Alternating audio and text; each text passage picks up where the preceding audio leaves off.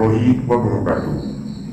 Halo semuanya, selamat berjumpa kembali di channel kami, Misteri Malam. Kisah yang akan kami angkat untuk kali ini mengenai sebuah kawasan yang selalu mendapat gangguan dari siluman atau jin. Keberadaan mereka ini yang biasa kita sebut sebagai makhluk astral tidak bisa dibuktikan secara nyata. Hanya orang-orang tertentu yang memiliki indera keenam dan kemampuan khusus yang bisa berinteraksi langsung dengan mereka. Seperti apa kisahnya? Inilah Kampung Siluman, ditulis oleh Wijaya.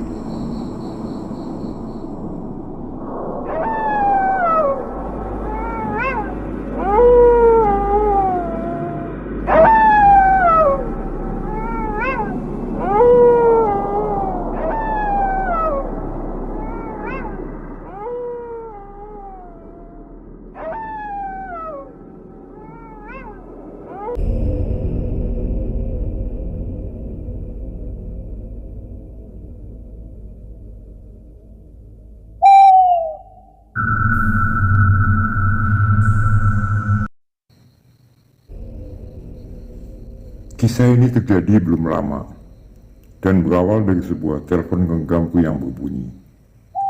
Sebuah nada panggil masuk.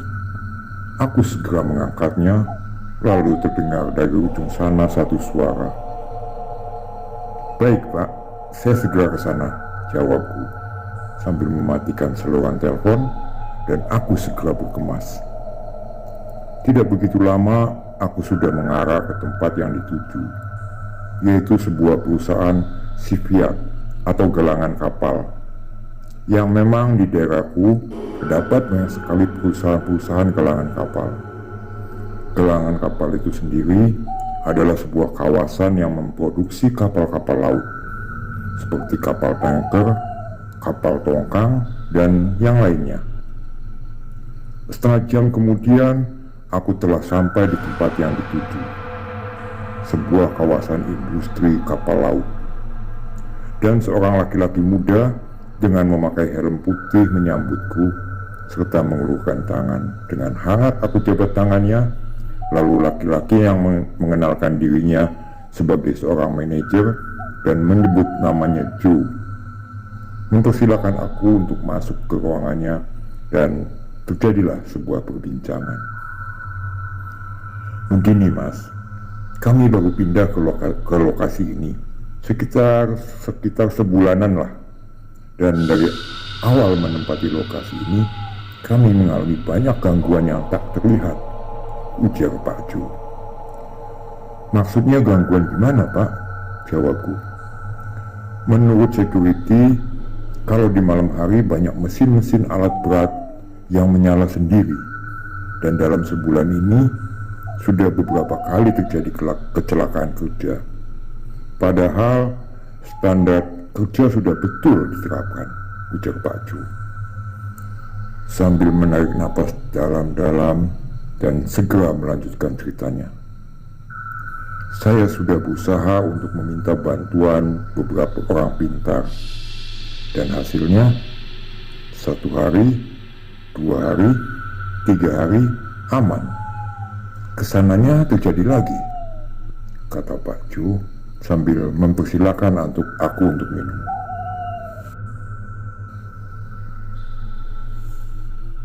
Aku melirik ke arah cangkir yang mengepulkan asap. "Wah, secangkir kopi panas," kataku dalam hati. Dan kembali kebiasaanku kumat. Dengan menuang seperempat cangkir ke dalam piring kecil yang biasa dijadikan alas, tanganku mengambil selai tisu dan menyimpan cangkir di atasnya. "Maaf Pak," kataku sambil meminum kopi dalam piring kecil. "Gak apa-apa Mas," jawab Pak Jo singkat. Setelah minum kopi, aku membuka bungkusan rokok sambil memandang ke arah Pak Jo. Dan setelah dipersilakan, aku menyulutnya, lalu asap mengepul dan keluar melalui jendela yang sengaja dibuka. "Sebelumnya saya minta maaf Pak," bahwa apa yang terjadi di sini saya tidak paham dan bukan bidang saya, kataku membuka percakapan. Begini Mas Wi, saya dapat rekomendasi dari salah satu teman sampean, namanya Pak Andang, jawab Pak Manajer sambil menyeruput kopinya dan juga menyulut rokok kretek kesukaannya. Aku tersenyum saat mendengar nama Andang, temanku yang disebutkan Pak Ju. Bapak sudah memanggil beberapa orang pintar, dan hasilnya hanya sehari 2 hari, apalagi saya. Saya tidak bisa apa-apa dan gak punya apa-apa, Pak, ujarku. Dan terlihat Pak Ju tersenyum ke arahku seraya berkata, "Sampean niki Mas Wi, ojo ngono lah. Anda ini jangan begitulah." Kurang lebih begitu artinya. Dalam logat Jawa yang kental, aku hanya tersenyum tanpa menjawab sepatah kata, dan kembali terdengar suara Pak Jo yang mengajakku untuk ke lapangan di mana semua alat berat berada. Aku mengikuti langkah Pak Jo dari belakang hingga sampai di sebuah tanah luas dan beberapa alat berat terparkir. Mataku mengitari sekeliling area tanah kosong. "Di sini ada musolanya, Pak?" tanyaku. Ada Mas, tuh di sana," jawab Pak Jo sambil menunjukkan ibu jarinya ke arah satu kontainer yang teronggok di bawah satu pohon akasia yang lumayan besar. Aku segera berjalan ke arah kontainer yang ditunjuk. Kontainer yang terlihat kumuh dan terlihat bolong-bolong di beberapa bagiannya, karena karatan tentunya. Tidak terawat, batinku, dan terdengar suara langkah kaki mendekat.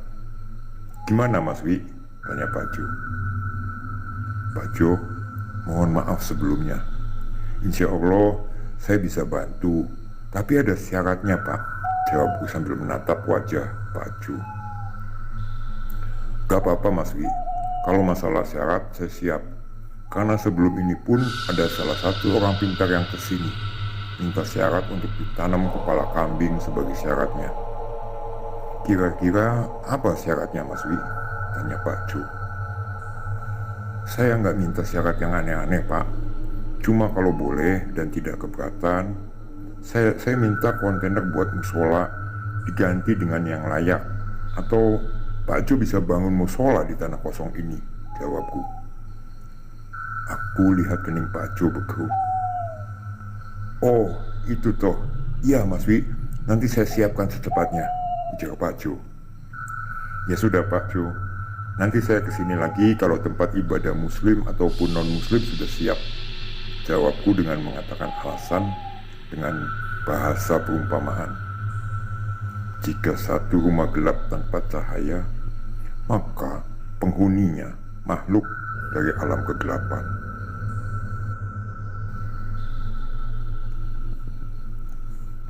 Malam harinya, aku ditelepon Andang sahabatku dan menceritakan berbagai kejadian di luar nalar yang terjadi di lokasi galangan kapal itu. Bahkan menurutnya 2 hari kemarin terjadi sebuah kecelakaan yang menewaskan 1 orang pekerja setelah tertimpa plat baja yang ditarik kren dan seling yang untuk menariknya putus.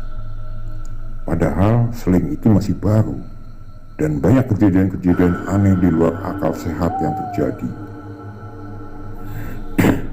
Setelah mendengar semua cerita temanku, aku berkata dan bertanya kepada temanku, "Kenapa harus aku? Kenapa bukan orang lain saja yang disodorkan namanya sama Pak Jo?" Kawanku hanya menjawab dengan dia tersenyum. Seminggu kemudian, Pak Jo kembali menelponku dan mengatakan bahwa semua syarat yang kuminta sudah siap. Dan aku mengatakan akan datang nanti sore sebelum maghrib. Senja telah meremang dengan warna kuning keemasan. Tampak burung-burung gagak beriring pulang. Aku telah berada di kawasan industri kapal laut dan berjalan ditemani seorang security yang bertugas. Dan setelah mengantarku sampai depan musola yang terlihat dibuat dengan satu kontainer yang cukup bersih dengan warna cat yang baru, aku segera melangkah ke kamar mandi yang memang tidak jauh dari musola, ambil wudhu dan segera sholat maghrib di musola yang baru dibuat itu.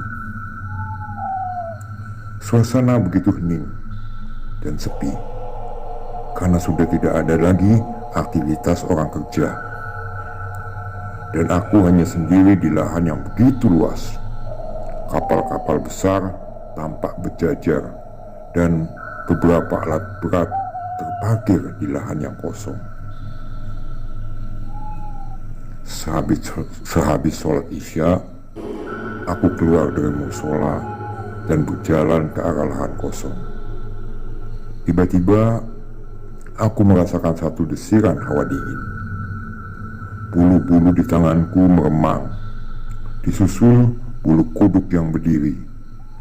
Sebagai manusia, hal ini biasa terjadi diakibatkan sebuah benturan energi antara dua makhluk beda alam dan terbukanya kasyaf atau tirai gaib dua dimensi yang berbeda. Dan tiba-tiba aku merasakan ada sebuah serangan yang menyerangku. Dengan terasanya sesak dan sakit di ulu hati, secepatnya aku beristighfar dan memejamkan mata, menyatukan hati dan pikiran, serta fokus pada satu titik dan batinku, melihat satu sosok tengah berdiri di hadapanku. Rambutnya diikat di tengah, membuat sebuah kuncir. Matanya merah dengan telinga yang lancip, juga taring dan kuku yang panjang dan terlihat tajam. Perut buncit dan terlihat kedua kakinya yang menyerupai kaki kuda dengan ekor mencuntai di belakangnya. Aku yang sedang terbejam, seakan telingaku mendengar makhluk itu berkata, "Hai anak manusia, mau apa kau kesini?"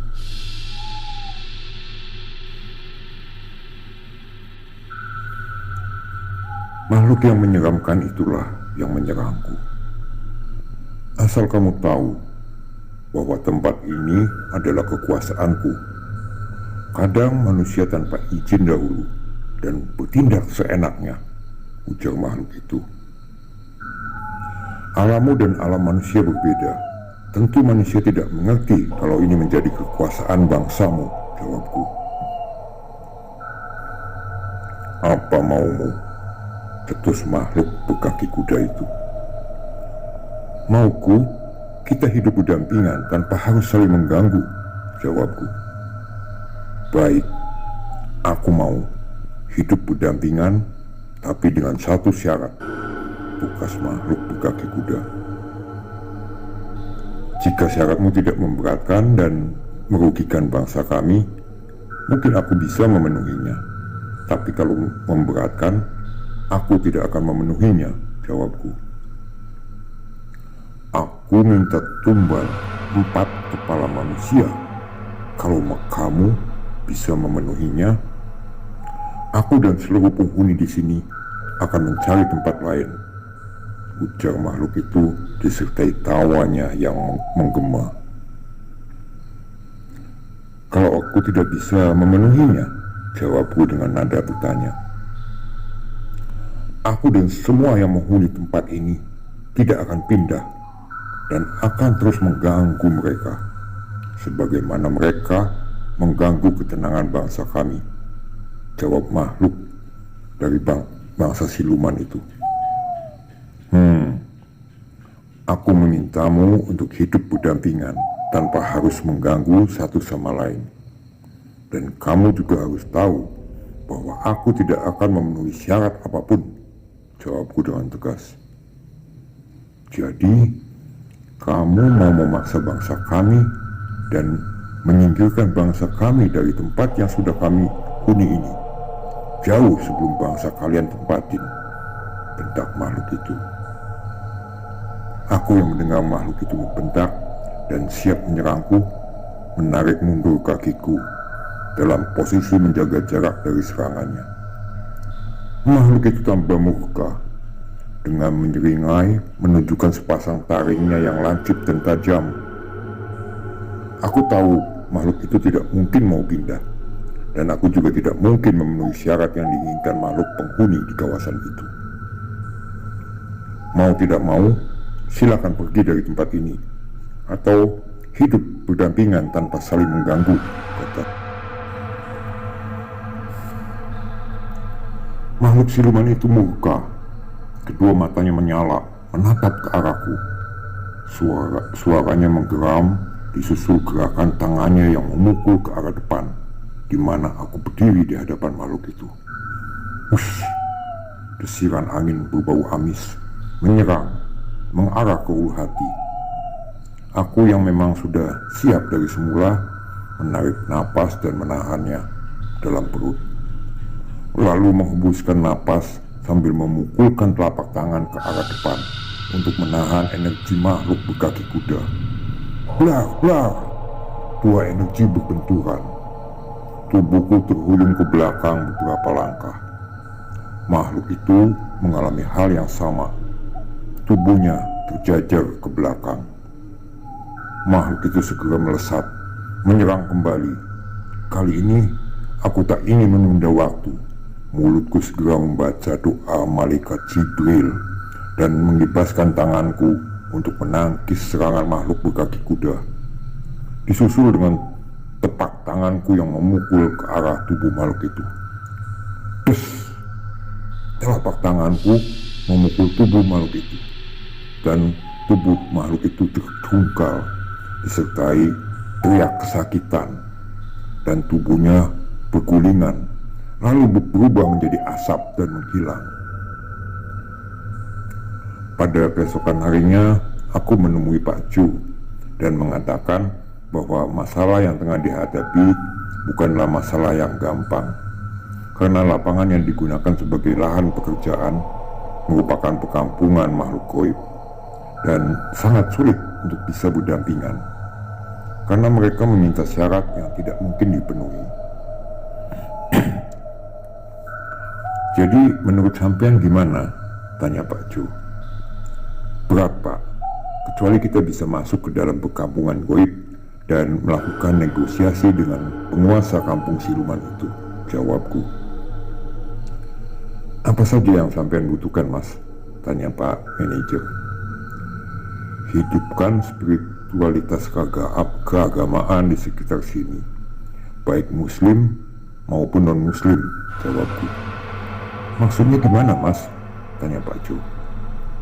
Pakai sound untuk mengumandangkan azan.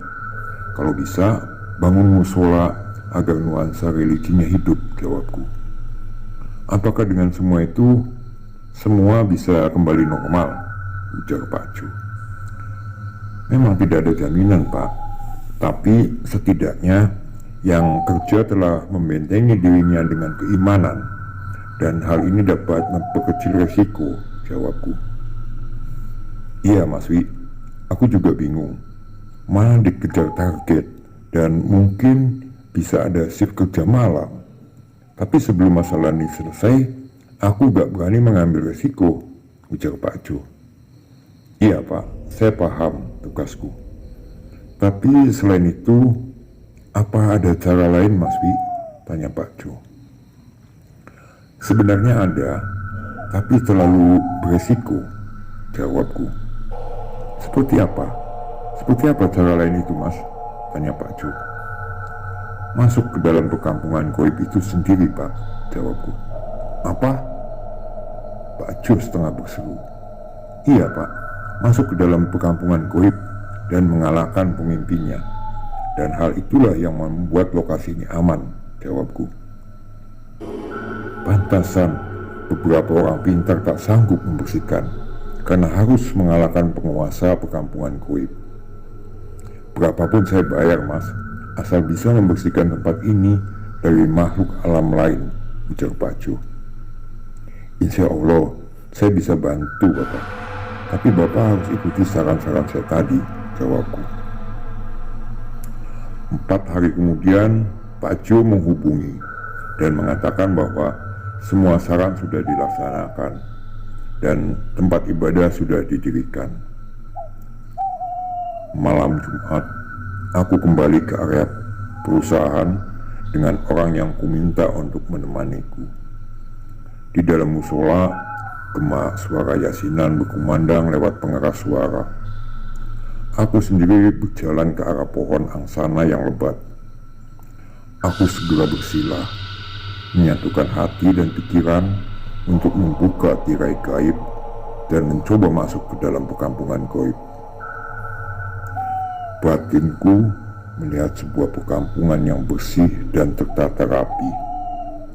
Wajah penduduk tampak heran dan memandang ke arahku. Kulihat rata-rata penduduk kampung itu bertubuh lebih tinggi dan berbulu seperti bulu landak, juga berbagai wujud. Siapakah kisanak ini? Dan apa yang dicari di kampung kami? Tanya seorang kakek-kakek yang berpapasan denganku. Kakek, bisakah kakek menunjukkan di mana tempat tinggal dari pemimpin kampung ini? Jawabku. Kakek itu tidak menjawab. Dia menunjuk ke arah sebuah rumah yang terlihat lebih besar dari rumah yang lainnya. Pemilik rumah itulah pemimpin dari kampung ini. Dia bernama Durgala Sesa, kata kakek itu sambil melangkah meninggalkan aku.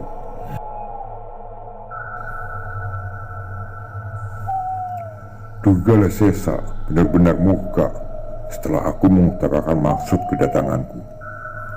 Aku dan penduduk di sini akan pindah atau hidup berdampingan kalau kisanak mau memenuhi syarat-syaratnya. Tanam 4 kepala manusia di setiap sudut dan memberikan tumbal anak manusia 1 tahun sekali. Kalau tidak, kisanak cepat keluar dari kampung ini sebelum aku, Durgala Sesa, memakanmu. Dibarengi tawanya yang membahana. Aku menutup telingaku.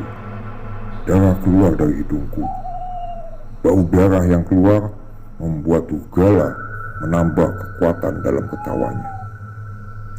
Aku segera membaca doa Jibril dalam hatiku dan menyebut asma Allah dan memukulkan telapak tanganku ke tanah. Durgala Sesa tersentak dan menghentikan tertawanya. Kini mulutnya komat kamit dan dalam sekejap asap putih menyelimuti tubuhnya. Lalu asap itu menghilang dan tubuh Durgala Sesa telah berganti wujud. Separuh badannya berwujud ular dan wajahnya menjadi sosok kakek tua yang berpapasan sama aku di tengah jalan tadi.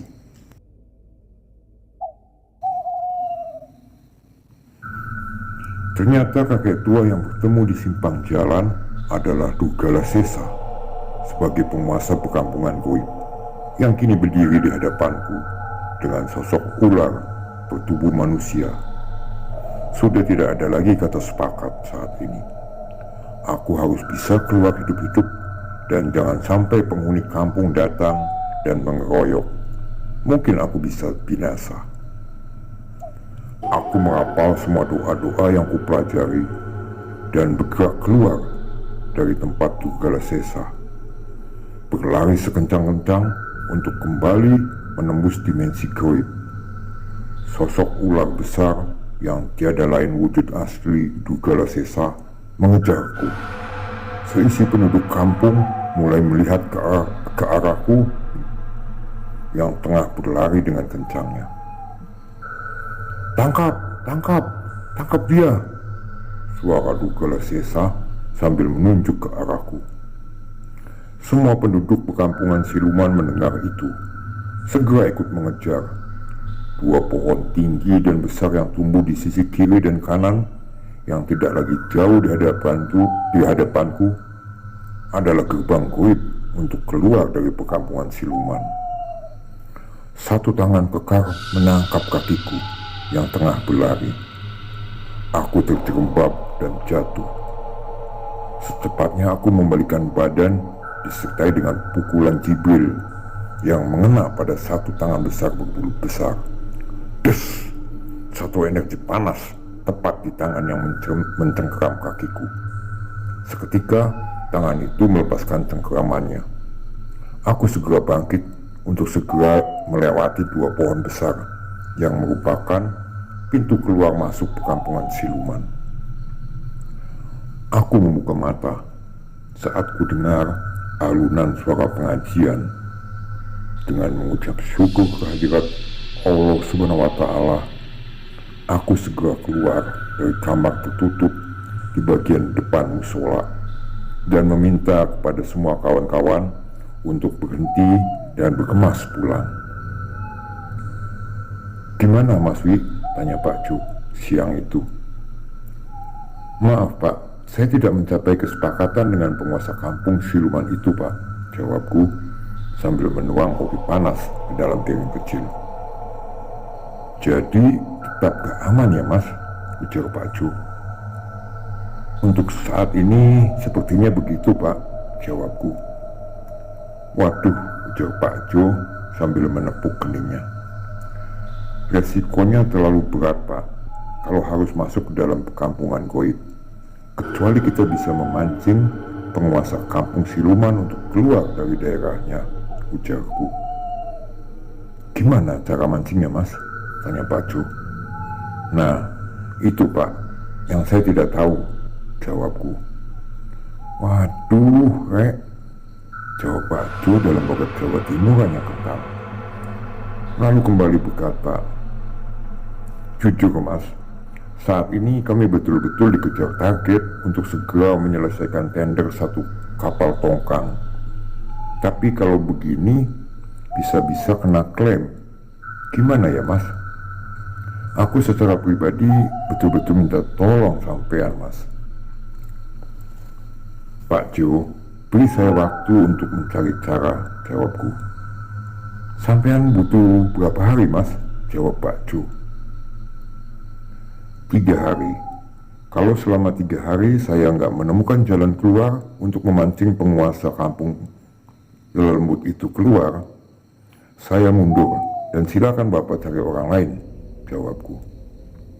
"Oke Mas," jawab Pak Jo.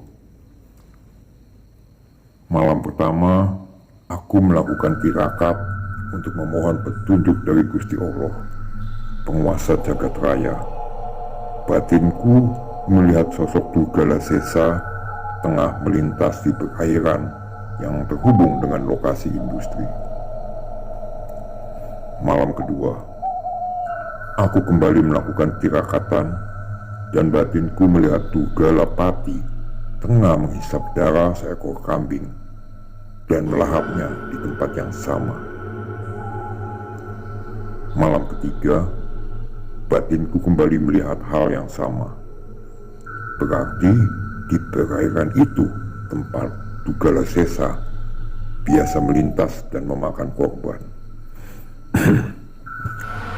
Pagi-pagi sekali, Pak Jo sudah menelpon dan mengatakan bahwa sudah mendapatkan orang yang sanggup mengatasi semua masalah yang tengah terjadi. Aku dengan senang hati mengatakan dan mempersilahkan orang lain untuk membantu dan memecahkan masalah Pak Jo. "Mohon maaf Mas, saya sedang dikejar target. Tapi kalau Mas bisa bantu dan datang ke sini, silahkan, dengan senang hati Mas," kata Pak Jo di ujung telepon. "Silakan saja Pak, saya doakan semoga semuanya bisa teratasi," jawabku. 2 hari kemudian, Pak Jo kembali menelpon dan mengatakan bahwa orang yang kemarin bisa membantu ditemukan dalam kondisi antara hidup dan mati, atau kata lain dalam kondisi koma setelah dibawa ke rumah sakit. Aku terperangah dan kaget mendengar hal itu, dan aku semakin kaget ketika Pak Jo meminta agar aku mau kembali mengambil tugas orang yang sudah koma itu. "Saya pikir-pikir dulu ya Pak," jawabku.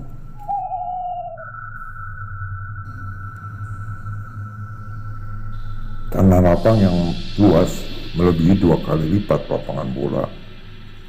Ada tempat di mana memproduksi kapal-kapal laut berbagai ukuran. Dengan mata telanjang, itu hanyalah sebuah lapangan. Tapi secara batin, tanah lapang itu adalah perkampungan siluman. Sudah lebih dari 5 orang pintar yang menangani selalu mengalami sakit setelah berurusan dengan makhluk astral penghuni kampung siluman. Aku pun tidak jauh beda dan hampir saja tak bisa menyelamatkan diri dari kepungan makhluk astral di kampung siluman itu. Beberapa kali Pak Jo menelpon dan menanyakan kesiapanku untuk kembali. Dan jawabanku tetap sama. Aku hanya berpikir akan keselamatan jiwaku. Apalagi kalau untuk kembali masuk dalam kampung siluman, harus pikir 2 kali. Mas Wi, tolong saya mas. Saya betul-betul dikejar target, kata Pak Jo saat datang ke rumah bersama kawanku Andang malam itu. Iya Wi, tolong, kata Andang.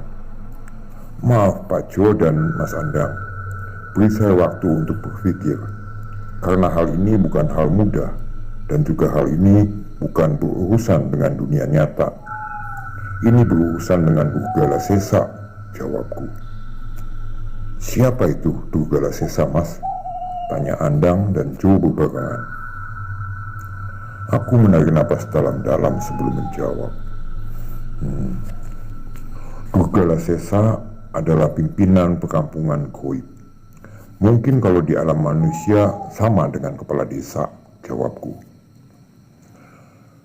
Lalu aku menjelaskan juga, menceritakan apa yang kualami saat masuk dalam perkampungan siluman. Semua kejadian aku ceritakan tanpa ada yang terlewat. Andang dan Pak Jo sampai melongo mendengar semua ceritaku. Itulah sebabnya saya minta waktu untuk berpikir dan mencari jalan keluar. Bagaimana caranya supaya bisa membuat kesepakatan tanpa harus masuk alam lelembut. Karena terlalu berisiko juga bisa membuat saya celaka, atau yang lebih tragis lagi, kehilangan nyawa, kataku. Iya mas, sekarang saya paham setelah mendengar semuanya. Pantasan setiap orang pintar selalu mengalami sakit setelahnya, ucap Pak Jo. Setelah Andang dan Pak Jo pamitan, aku segera masuk dan melakukan tirakatan. Setelah itu memejamkan mata dan mencoba menyambung batin dengan Durgala Sesa. Mau apa kamu? Tanya Durgala Sesa dengan nada marah dan mata yang melotot ke arahku. Aku tidak mau apa-apa, hanya minta hidup berdampingan tanpa syarat apapun, jawabku. Selama mereka mengganggu ketenangan bangsa kami, maka selama itu semua bangsa kami akan mengganggu ketenangan mereka, jawab Durgala Sesa. Alam kita berbeda, jawabku singkat. Kamu penuhi semua syarat-syaratnya, baru hidup berdampingan, ujar Durgala Sesa, dan hilang, kembali hening. Dia tetap gak ingin hidup berdampingan, gumamku. Aku harus memulai dari tempat di mana Durgala Sesa biasa lewat dan memancing dia untuk keluar sendirian.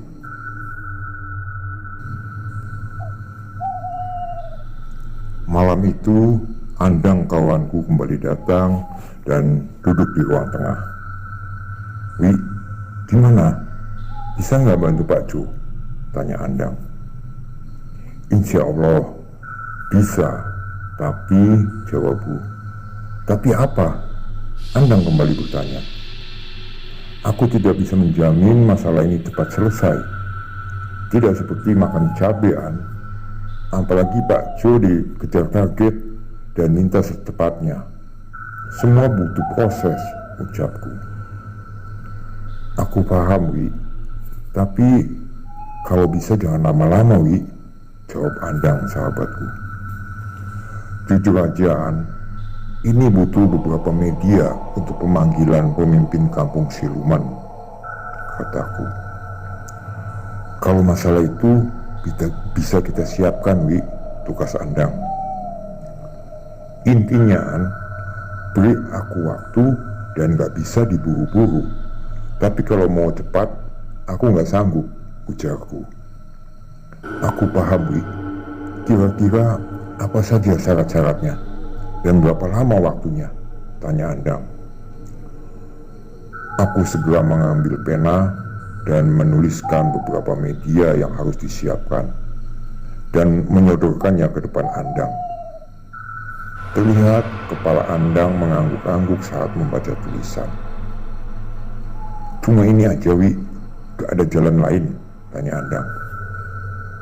Iya, cuma itu aja, jawabku. Tapi Wi, gimana kalau beli saja sendiri medianya, ucap Andang.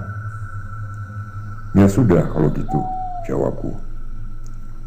Kembang setaman, 2 gelas kopi pahit, dan 1 gelas teh pahit, juga 3 butir telur ayam kampung, dan beberapa media lain sudah kusiapkan di atas batu karang hitam di tepi pantai yang merupakan tempat launchingnya kapal-kapal laut yang akan diproduksi nanti.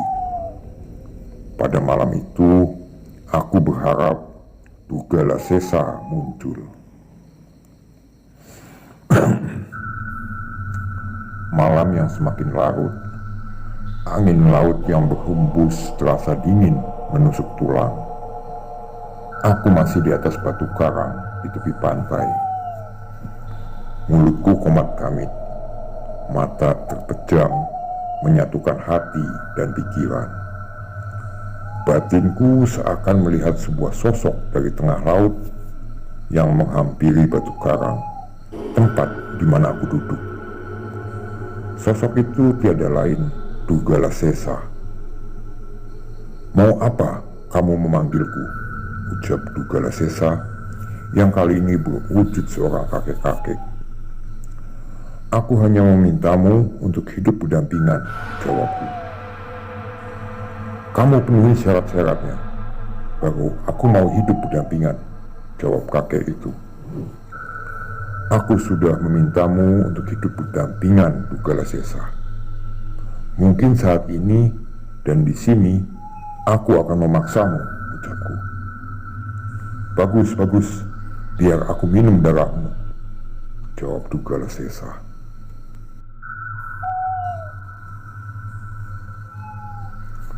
Aku tahu Dugala Sesa akan murka dan mengancam akan membinasakan diriku. Sosok kakek itu kini telah berubah dengan sosok yang menyeramkan, juga menakutkan. Matanya yang besar, juga 2 tanduk tumbuh di depan kepalanya. Tawanya menggema, membuat semua pori-pori meremang dan bulu kuduk langsung berdiri. Kuku-kuku di tangannya begitu runcing. Darahku terkesiap melihat perubahan wujud Dugala Sesa. Hanya makhluk-makhluk astral tingkat tinggi yang mampu merubah wujud dalam seketika. Memang seperti itu. Di alam lelembut pun ada tingkatan-tingkatannya. Tidak beda jauh dengan alam manusia. Strata sosial semakin tinggi tingkatannya, maka akan semakin dihormati dan disegani. Tangan Dugala Sesa memegang sebuah tombak bermata 3. Tatapan matanya dingin dan begitu tajam menatap ke arahku. Dan hus, tombak Dugala Sesa menyambar ke arahku, seakan ingin memenggal kepala. Aku segera menarik kepalaku ke belakang, tapi tombak itu kembali berbalik ke arah. Aku miringkan badanku dan bergerak memukul ke arah depan dengan pukulan Jibril. Dugala Sesa menyambut pukulanku dengan mendorong telapak tangannya. Blar, 2 energi berbenturan yang sontak membuat aku terjajar ke belakang dalam beberapa langkah. Hahaha, anak manusia, kamu bukan lawanku, ujar Dugala Sesa dengan tawanya yang bergema. Disusul dengan putaran batang tombak yang mengeluarkan energi dingin berbau amis dan lembab. Aku segera membaca rapalan doa yang kupelajari dari penggalan surat Yasin. Kembali dua energi yang sama-sama berhawa dingin berbenturan. Des. Kali ini bukan terjajar lagi, tapi aku terhuyung-huyung sambil mendekap dadaku yang terasa begitu sesak dan berdenyut sakit. Saat aku terhuyung, Dugala Sesa berkelebar dengan mengarahkan tombak bermata tiga ke arah dadaku. Sudut mataku melihat gerakan cepat dari Dugala Sesa. Tidak ada pilihan lain bagiku kecuali menghindar dengan menjatuhkan diri. Tiga mata tombak lewat di atas tubuhku, tapi kaki dari Dugala Sesa menyerang bagian kepalaku. Segera aku tarik tanganku dan menilang untuk melindungi kepalaku. Tuh! Tanganku beradu dengan kaki Dugala Sesa. Aku menjerit merasakan sakit dan rasa panas yang membakar tanganku akibat benturan, dan tubuhku kembali terpental. Ku dengar tawa Dugala Sesa semakin membahana. Aku tidak mendapatkan tumbal, maka malam ini anak manusia ini yang kujadikan tumbal dan kujadikan pagar di alamku, ujar Dugala Sesa. Aku berusaha bangun dengan merasakan sakit dalam dada. Darah segar meleleh di sudut bibirku. Pantesan setiap orang pintar yang berurusan dengan kampung ini selalu sakit. Ternyata Dugala Sesa bukan makhluk astral sembarangan. Kekuatannya memang hebat, gumamku. Ilmu silat goib yang kupelajari tak mampu menandingi kekuatan Dugala Sesa. Apalagi adu energi. Aku berada di bawah Dugala Sesa. Ternyata aku salah menyanggupi permintaan Pak Ju. Di hadapanku, Dugala Sesa kembali memutarkan tombaknya. Angin dari putaran tombak seperti sebuah energi yang begitu dingin dan basah menembus tulang. Tidak ada pilihan lain bagiku. Meski dadaku terasa sakit, aku segera membaca Azazalah serta mempersiapkan pukulan Jibril.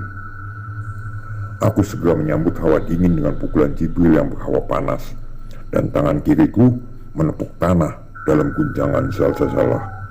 Dua hawa yang berbeda kembali beradu, disusul sebuah guncangan dahsyat.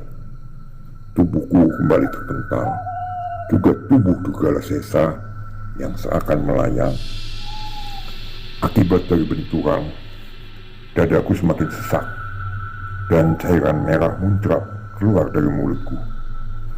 Dugala sendiri hilang entah kemana. Saat menjelang pagi, aku dibangunkan oleh security yang semalam mengantar aku sampai karang hitam di tepi pantai.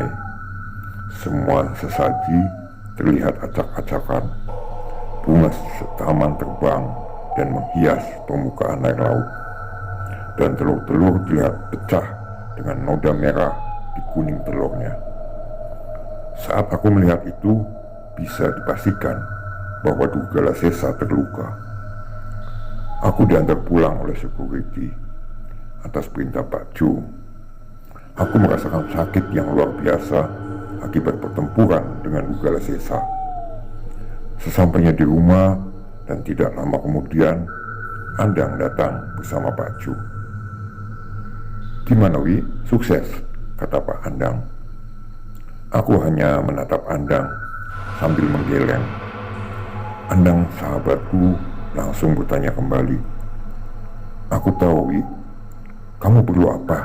tanya Andang. "Aku bisa minta tolong, Dang," jawabku. "Ngomong aja Wi, jangan sungkan," jawab Andang. "Tolong mintakan daun kelor sama Daun bidaraan, jawabku.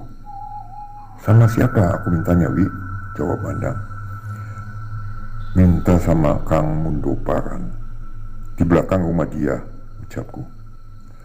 Andang segera bergegas, dan tak lama kemudian datang kembali dengan membawa yang kuminta. Melihat keadaanku yang pucat pasi, Pak Jo tidak banyak bertanya. Mohon maaf Pak, saya butuh istirahat dan memulihkan tenaga, ucapku. Iya Mas, saya paham. Kalau gitu saya pamit ya Mas. Cepat sehat Mas, jawab Pak Jo. Sepeninggal Andang dan Pak Jo, aku segera merebus daun kelok dan bidara, lalu menyaringnya. Hampir saja aku binasa oleh Dugala Sesa. Tak kusangka makhluk itu ternyata lebih kuat dan tangguh. Tapi dia juga sama terluka dan butuh waktu untuk menyembuhkan luka seperti aku. Batinku bersuara. Pada malam harinya, aku merasakan semua badanku panas. Keringat mengucur begitu deras. Lalu aku mendengar suara benda yang jatuh. Bluk, bluk. Aku yang sedang merasakan hawa panas dalam tubuhku memaksakan diri untuk duduk dan pejamkan mata. Tapi Dugala Sesa dengan wujud ular sudah berusaha untuk masuk dan menjebol pagar goib yang kubuka. Celaka, batinku.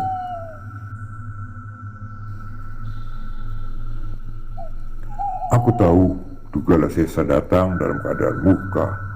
Wujudnya yang berupa seekor ular besar dengan separuh badan manusia berusaha masuk menjebol pagar goib yang kubuat. Dalam kondisi sakit, aku berusaha untuk menghalau Dugala Sesa. Tubuhku menyandar ke tembok kamar dan segera memejamkan mata, menyatukan hati juga pikiran, larut dalam asma Allah Subhanahu wa Ta'ala yang maha besar. Seiring doa-doa memohon perlindungan Gusti Allah dari setan iblis yang terkutuk. Gema adzan subuh berkumandang, bersahutan dari satu masjid dengan masjid lainnya. Segera aku beranjak, membasahi diri, sesaat kemudian melangkah menuju arah gema suara adzan. Pagi-pagi dengan berteman secangkir kopi di bawah sinar hangat sinar mentari, aku merenungi kejadian semalam. Kedatangan Dugala Sesa seakan mengingatkan diriku bahwa aku tengah berhadapan dengan sosok penguasa kampung goib yang jelas-jelas bukan sosok sembarangan dan termasuk siluman dalam tingkatan atas. Aku tidak boleh main-main atau nyawaku jadi tumbal keganasan Dugala Sesa. Gimana Wi? Sehat? Satu suara yang tidak asing membuyarkan lamunanku. Andang sudah berada di hadapanku dengan gayanya yang khas. An, masuk, jawabku sambil membuka pintu pagar.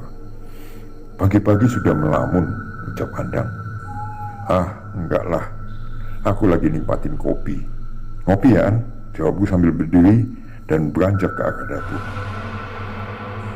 Minum An, ucapku sambil meletakkan secangkir kopi di meja.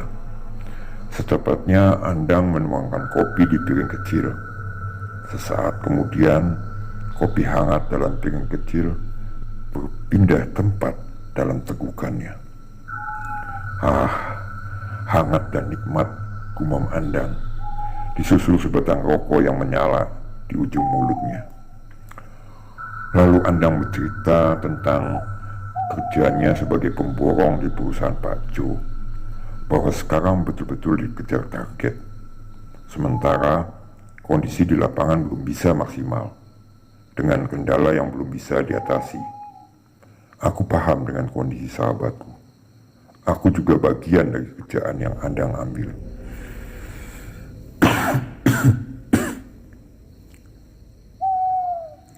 Aku berhadapan dengan sosok astral yang kuat, An. Mungkin kalau tidak hati-hati, bisa-bisa nyawaku melayang. Untuk saat ini, aku belum bisaan, ucapku. Kira-kira bisa nggak, Wi, dituntaskan? Aku menggantungkan harapan ini padamu, jawab Andang sambil menepuk bahuku. Kamu salah, An, menggantungkan harapan padaku. Aku hanya manusia, tidak beda jauh dengan dirimu, jawabku sambil menatap wajahnya. Iya, Wi, tapi dalam hal yang berbau mistis, dirimu lebih paham, ucap Andang. Kita hanya manusiaan, wajib berusaha. Hasilnya urusan Sang Pencipta, balasku. Disusul dengan mengepulnya asap rokok yang perlahan-lahan keluar dari mulut.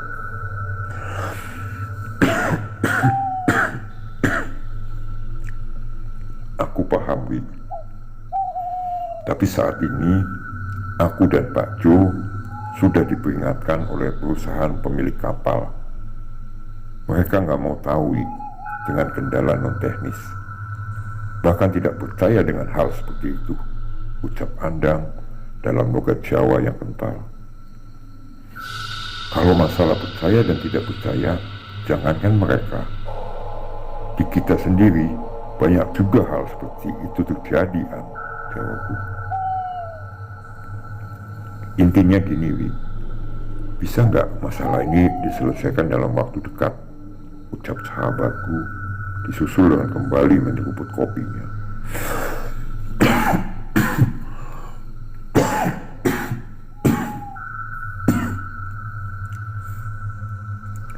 Ya, aku paham, An.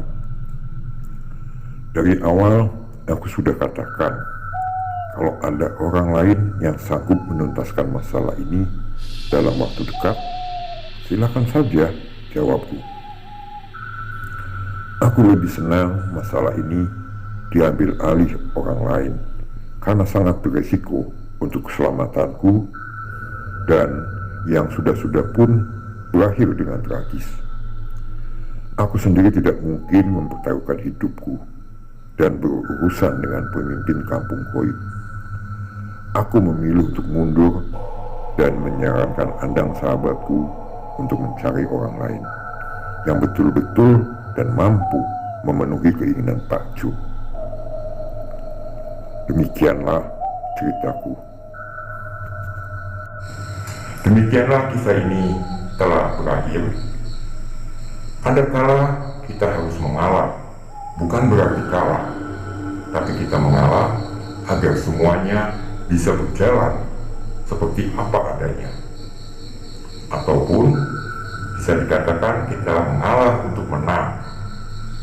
Bagi teman-teman yang belum mengikuti channel kami, silakan klik subscribe, bunyikan loncengnya agar kalian mendapatkan pemberitahuan untuk cerita-cerita menarik selanjutnya.